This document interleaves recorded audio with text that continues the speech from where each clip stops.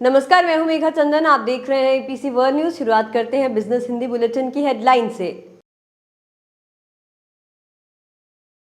Rail मंत्री अश्विनी वैष्णव ने बताया 2014 के बाद से यूपी के लिए रेल इंफ्रा के बजट में 16 गुना की हुई बढ़ोतरी। गंभीर पेयजल समस्याओं और बुनियादी ढांचे से जूझ रहा है कोठागुडम। बीसीपीएल रेलवे इंफ्रा बैग्स पूर्वी रेलवे की गतिशक्ति सियालदह डिवीजन के तहत एक नई परियोजना। इनक्रोसॉफ्ट क्यूबेक में डिजिटल इंफ्रा डेटा सेंटरों में $680 मिलियन का करेगा निवेश। एलआईसी ने इंजीनियर्स इंडिया में हिस्सेदारी 2% की कम, अब 3% है इसकी हिस्सेदारी। पीएफसी ने डिस्कॉम के लिए ₹1.17 ट्रिलियन मूल्य की आरडीएसएस प्रोजेक्ट्स को दी मंजूरी। कर्नाटक ने ग्रीन एनर्जी ओपन एक्सेस उपभोक्ताओं के लिए अतिरिक्त अधिभार किया आधा। शीर्ष देशों का डाटा, उभरते बाजार रुझान, शेयर शीर्ष निर्माताओं द्वारा उद्योग विश्लेषण 2031 तक विकास अंतर्दृष्टि का करेगा पूर्वानुमान। बैंक ऑफ बड़ौदा ने ₹5,000 करोड़ के इंफ्रास्ट्रक्चर बॉन्ड की बनाई योजना। इंफ्रास्ट्रक्चर वित्तीय संस्थान NABFID, PSUs और अन्य का लक्ष्य बॉन्ड बिक्री के माध्यम से 30,000 करोड़ रुपए इकट्ठा करना। JSW इंफ्रास्ट्रक्चर ₹205.95 पर हुआ बंद, जो बीते दिन था ₹208.15 पर। भारत ने अंतर्राष्ट्रीय योगदान के साथ कूटनीतिक रूप से डिजिटल सार्वजनिक अवसंरचना भंडार की शुरुआत। मेन इंफ्रा के शेयर 15% उछलकर 52 सप्ताह के उच्चतम स्तर पर पहुंचे। अब खबरें विस्तार से। रेल मंत्री अश्विनी वैष्णव ने कहा कि सरकार ने 2009 और 2014 के बीच की अवधि के बाद से उत्तर प्रदेश में रेलवे में बुनियादी ढांचे के विकास के लिए वार्षिक बजटीय आवंटन 16 गुना बढ़ा दिया है। मंत्री का हवाला देते हुए पूर्वोत्तर रेलवे के मुख्य जनसंपर्क अधिकारी यानी कि पंकज कुमार सिंह ने कहा कि 2023 से 24 में राज्य के रेल बुनियादी ढांचे के विकास के लिए 17,507 करोड़ निर्धारित किए गए थे, जो 5 वर्षों में आवंटित औसत बजट की तुलना में 16 गुना अधिक था। वैष्णव ने बुधवार को माऊ से मुंबई के लिए सीधी ट्रेन के वर्चुअली हरी झंडी दिखाकर रवाना करते हुए ये बात कही। उन्होंने कहा कि उत्तर प्रदेश में रेल नेटवर्क बदल रहा है और अधिकारियों द्वारा 508 रेलवे स्टेशनों के नवीनीकरण और नई रेल लाइनों को मंजूरी देने के अलावा 100% रेल मार्ग विद्युतीकरण पूरा हो चुका है। कोठागुडम विधानसभा निर्वाचन क्षेत्र की सीमाओं यानी कि चुंचुपाली, सुजाता नगर, लक्ष्मी देवीपल्ली, पलवौंचा और कोठागुडम टाउन में रहने वाले लोग उन गंभीर मुद्दों से जूझ रहे हैं जो उनके दैनिक जीवन को प्रभावित करते हैं। गंभीर पेयजल समस्याओं से लेकर अविकसित बुनियादी ढांचे तक। हवाई अड्डे का सपना अधूरा है और बस स्टैंड, जल निकासी व्यवस्था और आंतरिक सड़कों जैसी आवश्यक सुविधाओं में बड़े बदलाव की सख्त जरूरत है। इसी के साथ साथ 2018 के चुनाव में वनामा वेंकटेश्वरा राव ने कांग्रेस की टिकट पर BRS उम्मीदवार जरागम वेंकट राव को 4,139 वोटों के अंतर से हराया, लेकिन जल्द ही सत्तारूढ़ पार्टी में चले गए। कोठागुडम के औद्योगिक विस्तार, विशेषकर कोयला खनन में इसके निवासियों के लिए पर्याप्त सुविधाओं में तब्दील नहीं हुआ। शहर की आबादी 1 लाख से अधिक होने के बावजूद लगातार पीने के पानी की समस्या एक गंभीर चिंता का विषय वहां बनी हुई है। बीसीपीएल रेलवे इंफ्रास्ट्रक्चर लिमिटेड को पूर्वी रेलवे की गति शक्ति सियालदह डिवीजन के तहत एक विद्युतीकरण परियोजना मिली है। ये आदेश 12 मीटर के प्रावधान के संबंध में 25 kV OHE और प्रसिद्ध विद्युत कार्यों के लिए प्राप्त हुआ है। पहला KNJ स्टेशन, दूसरा STB स्टेशन, तीसरा BPC स्टेशन, चौथा BTY स्टेशन और पांचवा है सियालदह डिवीजन का BNG स्टेशन।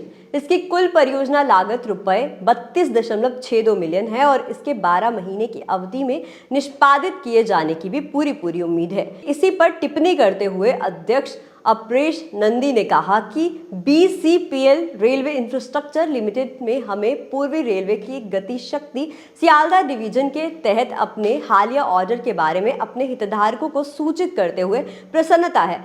इस ऑर्डर का मूल्य 32.62 मिलियन रुपए है और हम आने वाले महीनों में और निकट भविष्य में भी ऑर्डरों की पाइपलाइन को लेकर काफी आशावादी हैं। माइक्रोसॉफ्ट ने घोषणा की कि वे क्यूबेक में अपने डिजिटल बुनियादी ढांचे का विस्तार करने के लिए अगले 2 वर्षों के दौरान $680 मिलियन से अधिक का निवेश करेगा, जिसमें लेन सैनी लॉरेटी और डोनासोना सैंट ऑगस्टिन डी डेस मोरास और अन्य डेटा केंद्रों का निर्माण भी शामिल है। कंपनी ने बुधवार सुबह एक विज्ञप्ति में कहा कि पूरा होने पर निवेश कनाडा में माइक्रोसॉफ्ट के स्थानीय क्लाउड इंफ्रास्ट्रक्चर पदचिह्न को 750% बढ़ावा देगा। निवेश में एक नए डेटा केंद्रों के निर्माण के साथ साथ नई AI और साइबर सुरक्षा कौशल पहल भी शामिल है। माइक्रोसॉफ्ट कनाडा में अध्यक्ष क्रिस बेरी ने घोषणा में कहा कि आज की घोषणा क्यूबेक में माइक्रोसॉफ्ट द्वारा किए गए व्यापक निवेश पर आधारित है और ये इस प्रांत के प्रति हमारी गहरी प्रतिबद्धता का नवीनतम उदाहरण है। यह निवेश न केवल क्यूबेक के निजी और सार्वजनिक क्षेत्र के संगठनों को परिचालन में बदलाव के लिए अधिक क्षमता और अतिरिक्त लचीलापन प्रदान करेगा, बल्कि डिजिटल अर्थव्यवस्था में क्यूबेक के भविष्य को सुरक्षित करते हुए तेजी से बाजारों में समाधान लाने और विश्व स्तर पर प्रतिस्पर्धी करने के लिए एक विश्वसनीय और सुरक्षित आधार भी प्रदान करेगा। बीमा दिग्गज ने 23 नवंबर को एक नियामक फाइलिंग में खुलासा किया कि उसने 2 फरवरी 2021 से 22 नवंबर 2023 की अवधि के दौरान इंजीनियर्स इंडिया के 1.14 करोड़ शेयर औसतन रुपए 118.08 की कीमत पर बेचे। इस लेन देन के परिणाम स्वरूप इंजीनियर्स इंडिया में LIC की कुल हिस्सेदारी पिछले 5.155% से घटकर 3.122% हो गई। भारत सरकार के स्वामित्व वाली इंजीनियर्स इंडिया पेट्रोलियम और प्राकृतिक गैस मंत्रालय MOPNG के नियंत्रण में काम करती है। CY 18 से CY 21 तक लगातार 4 वर्षों के घाटे का अनुभव करने के बाद कंपनी के शेयरों ने CY 22 में 12.65% के सकारात्मक रिटर्न के साथ एक महत्वपूर्ण बदलाव दिखाया है। इसी के साथ साथ ये सकारात्मक गति चालू वित्तीय वर्ष में जारी है और स्टॉक ने अब तक 84.11 का प्रभावशाली रिटर्न दिया है, जो कि 69.30 प्रति शेयर से बढ़कर रुपए 146 का वर्तमान स्थिति पर पहुंच गया है। वहीं 5 सितंबर को स्टॉक लगभग 1.4% बढ़ गया, जो कि रुपए 167.30 प्रति शेयर के सर्वकालिक उच्च स्तर पर पहुंच गया। ये इस शिखर के बाद स्टॉक को एक संक्षिप्त गिरावट का सामना करना पड़ा है और वर्तमान में ये अपने ऐतिहासिक उच्च स्तर पर 13% नीचे के स्तर पर कारोबार कर रहा है। सरकारी स्वामित्व वाली पावर फाइनेंस कॉर्पोरेशन यानी कि PFC ने सितंबर 2023 तक संशोधित वितरण क्षेत्र कार्यक्रम के तहत विभिन्न राज्य वितरण कंपनियों के लिए रुपए 1.17 ट्रिलियन से अधिक की परियोजनाओं को मंजूरी दे दी है। इसी के साथ साथ सार्वजनिक क्षेत्र के ऋणदाता ने रुपए 70 बिलियन ऋण को भी मंजूरी दे दी है। विलंबित भुगतान अधिभार कार्यक्रम के तहत रुपए 31 बिलियन का वितरण किया गया है, जिससे डिस्कॉम को विरासती बकाया में 50% से अधिक की कमी प्राप्त हुई है। इसी के साथ साथ जर्मनी स्थित पवन टरबाइन निर्माता नॉर्डिक्स ग्रुप ने 2023 के पहले 9 महीनों के दौरान यूरो 4.48 बिलियन की बिक्री दर्ज की, जो कि यूरो 3.87 बिलियन से 15.7% की साल दर साल वृद्धि है।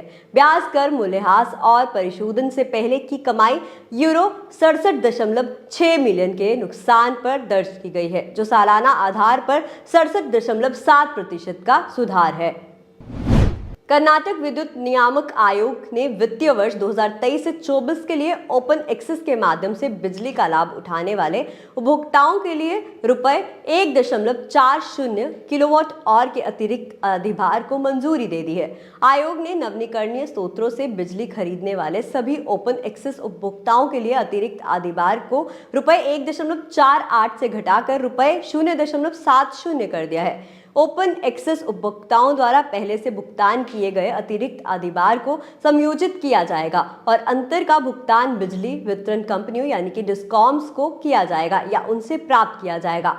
आयोग ने शुरू में अटकी लागतों की भरपाई की आवश्यकता पर हवाला देते हुए कर्नाटक में सभी ओपन एक्सेस लेनदेन पर रुपए 1.48 किलोवाट आवर का अतिरिक्त अधिभार लगाया था। हालांकि इस फैसले को कर्नाटक उच्च न्यायालय में चुनौती दे दी गई थी। अदालत ने आयोग को बिजली वितरण संस्थानों द्वारा प्रस्तुत आंकड़ों पर विचार करते हुए और हितधारकों को इनपुट के लिए अवसर प्रदान करते हुए मामले की समीक्षा करने का निर्देश दिया था। जबकि मामले पर पुनर्विचार किया गया, अदालत ने अंतरिम आदेश के तहत ओपन एक्सेस उपभोक्ताओं को रुपए 0.35 के अतिरिक्त अधिभार का भुगतान जारी रखने का निर्देश दिया और अदालत के निर्देश के बाद KERC ने अतिरिक्त अधिभार पर पुनर्विचार करने के लिए सुनवाई निर्धारित की। इसने बिजली उत्पादकों और वितरकों की लिखित प्रस्तुतियां आमंत्रित की। कई हितधारकों ने अतिरिक्त अधिभार की गणना के लिए इस्तेमाल की जाने वाली पद्धति, नवीकरणीय ऊर्जा उपभोक्ताओं पर प्रभाव और एक निष्पक्ष और परिदृश्य प्रक्रिया की आवश्यकता के बारे में भी चिंता जताई।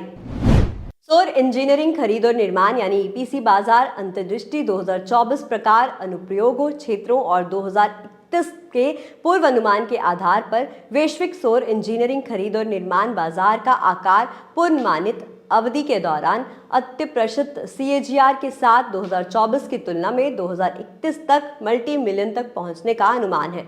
सोलर इंजीनियरिंग प्रोक्योरमेंट और कंस्ट्रक्शन EPC मार्केट रिपोर्ट में पूर्ण TOC टेबल्स, आंकड़े और चार्ट सहित 110 पृष्ठ शामिल हैं और हम इस बाजार पर कोविड-19 के प्रत्यक्ष प्रभाव के साथ साथ अन्य उद्योगों के अप्रत्यक्ष प्रभाव पर भी नजर रख रहे हैं। ये रिपोर्ट वैश्विक और क्षेत्रीय दृष्टिकोण से सौर इंजीनियरिंग खरीद और निर्माण EPC बाजार पर महामारी के प्रभाव पर विश्लेषण करती है। रिपोर्ट प्रकार अनुप्रयोग और उपभोक्ता क्षेत्र द्वारा वर्गीकृत सौर इंजीनियरिंग खरीद और निर्माण EPC उद्योग के लिए बाजार के आकार, बाजार की विशेषताओं और बाजार की वृद्धि के रूपरेख तैयार करती है। इसके अलावा ये कोविड-19 महामारी से पहले और बाद में बाजार विकास में शामिल पहलुओं का व्यापक विश्लेषण प्रदान करता है। रिपोर्ट ने प्रमुख प्रभावशाली व्यक्तियों के प्रवेश में आने वाली बाधाओं का अध्ययन करने के लिए उद्योग में एक नए PSTL विश्लेषण पर भी बात की।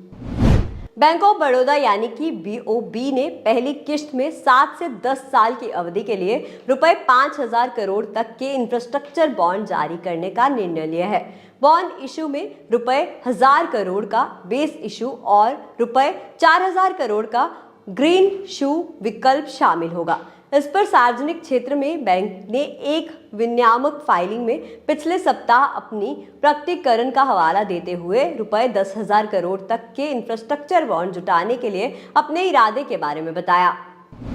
इकोनॉमिक टाइम्स की एक रिपोर्ट के अनुसार national bank of financing infrastructure and development यानी कि NABFID सार्वजनिक क्षेत्र के बैंकों, PSUs और भारतीय इंफ्रास्ट्रक्चर फाइनेंसरों के साथ चुनाव से पहले रुपए 30,000 करोड़ का फंड जुटाने का लक्ष्य लेकर चल रहा है। जहां पे NABFID लगभग रुपए 10,000 करोड़ की बॉन्ड बिक्री की योजना बना रहा है, वहीं दिल्ली मुंबई एक्सप्रेसवे से रुपए 3,000 करोड़ का मूल्य इकट्ठा करने पर भी विचार कर रहा है। JSW इंफ्रास्ट्रक्चर रुपए 207.6 पर खुला और 207.2 रुपए पर बंद हुआ। स्टॉक रुपए 211.95 के उच्चतम स्तर और रुपए 205.35 के निचले स्तर पर पहुंच गया।